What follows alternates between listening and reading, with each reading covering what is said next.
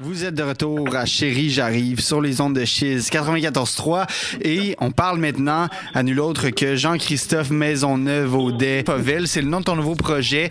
Pour ceux qui te connaissaient déjà, c'était pour NASA 7IS, c'était pour De l'Azur. Et là, tu as décidé de commencer un nouveau projet à titre personnel. D'où ça vient, Favel? Ah là là, des longues nuits à chercher le bon nom. À la base, j'aime la langue française, j'aime comment ça sonne. Puis je voulais quelque chose qui sonne profondément francophone, tu sais, mais qui veut pas nécessairement dire quelque chose, tu sais. Quand tu t'appelles cheminée, puis que les gens te tapent sur Google, ben ils trouvent des cheminées avant de te trouver aussi, tu sais.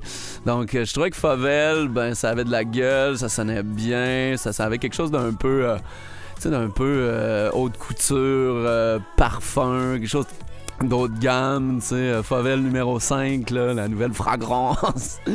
Cette nouvelle musique-là, ça part de où? Ça sonne comment? Un peu comme si Prince avait décidé de faire un album de Daft Punk, mettons. J'ai un amour profond pour Prince, comment il pensait sa musique, comment il réfléchissait ses grooves.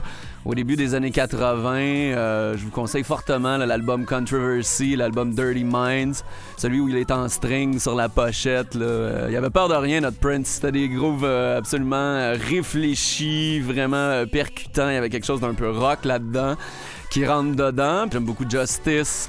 Avec leur premier album, Cross, il y a certes la volonté de faire danser, mais il y a quand même un edge, tu sais, il y a la volonté de c'est ça, ça donne des... Ça rentre, on va le dire, ça donne des claques. Fait que c'est ça groove, mais c'est loin d'être passif comme musique. Je sais pas si tu veux qu'on commence par le titre de la chanson ou par la collaboration sur cette chanson-là. C'est drôle parce que Mello a vit dans la quasi-anonymat. Elle travaille dans un resto chic du centre-ville.